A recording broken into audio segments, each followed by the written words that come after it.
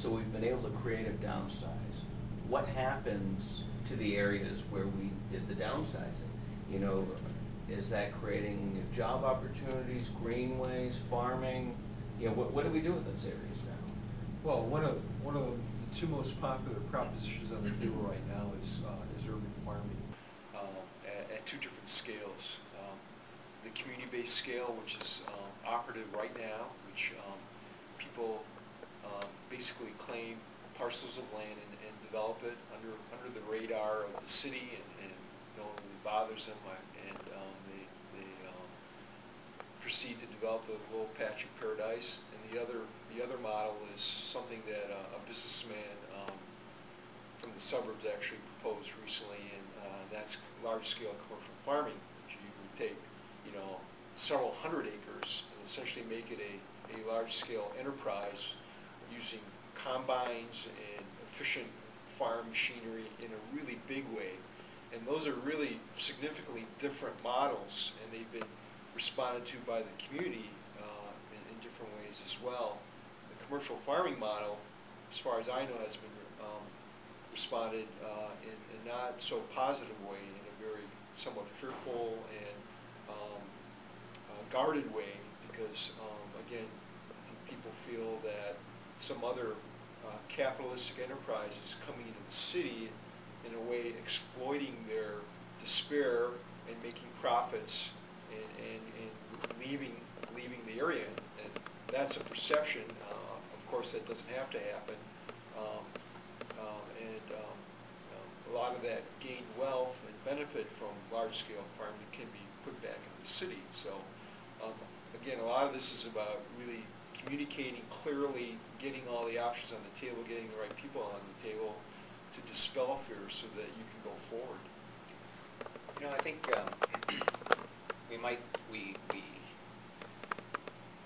we're trying to plan for what might be a possibility and what those areas could be, but and we always think of that in terms of how can we make money off it, or how can it be something that's productive. But European settlement throughout history has been fairly dense urban environments with countryside that surrounds, and frankly, a lot of the land could become parkland, and we could certainly use parkland in close proximity to residential areas, especially if you have denser development like you do in European cities. It's important to have that parkland as a relief from that dense development. So it doesn't necessarily have to be a capital producing land to be worthwhile. It can be trees and landscape and animals, you know, where one of the things that's very important about new development and downsizing is that we are very concerned about sustainability and making sure that that what we do now is going to be sustainable in the future. And what we've done in the past with this great expansion into the suburbs is that it's not sustainable. And so we have a chance to rethink that now, and it's a great opportunity. I want to get back to what Derek was saying about deconstructing, and that's another issue of sustainability and making sure that the resources that we've already produced are again reused. And one of the important things in creative downsizing is that we should make sure that we protect and preserve our great historic buildings. Several projects in the past in Detroit in recent history have been successfully renovated. The Book Cadillac, which was the Grand Hotel of Detroit, has been renovated to its former glory, and that's fantastic. Other buildings like the Detroit Central train station are on the brink of being demolished, and we should try to protect those buildings as well as there's a couple other buildings. So preservation is a critical aspect of downsizing, I think. Yeah, I mean, I definitely agree with that, because I mean, if you look at the downtown of Detroit and the amazing buildings that it has, I mean, it just isn't the same if you start removing, you know, key, I guess, aesthetic and what would you say, scale elements out of the city. It's like removing a tooth or something like that. You know, I mean, it doesn't function the same on the street level. You know, once you have an open parking lot versus you know, a building that responds to the street, all of a sudden you have safety perception issues. So I definitely agree in terms of the density that we have right now. We need to preserve whatever we have, because once we lose it, there's not the economic viability right now to build another 25 floor building. And beyond that, if we can take a look, similar to what Frank was saying, to European cities, not only are they more dense, but they also have this understanding of what to do with ruins as well. So in Detroit, we have an opportunity here. If the train station isn't going to be developed in the next 10, 15, 20 years, which it may well not be, there's ways of creating a destination out of that, where it's no longer surrounded by razor fence and no longer a place where people fall into the elevator pit and die.